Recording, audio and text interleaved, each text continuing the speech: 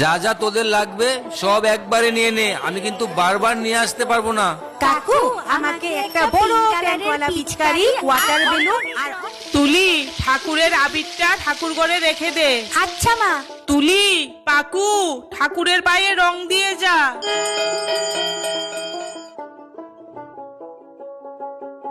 মা আমি রং খেলতে গেলাম। এই দাঁড়া, আগে পুরো শরীরে ভালো করে তেল মাখবি, তারপর এটা পরে যাবি। ই মা, এটা তো অনেক পুরনো। রং খেলতে তো পুরনো ছেঁড়া ছাড়াই সবাই পরে যায়, আর এইগুলি তো আগের বারের রং খেলার দাগ। এই তো এইবার পুরুরেরই রং খেলার জন্য। আর শোন, সাবধানে রং খেলবি যাতে চোখে মুখে রং না পড়ে। আচ্ছা মা। ঘোড়া নামানো হলিয়ে, বেশি করে রং মেখে ওকে।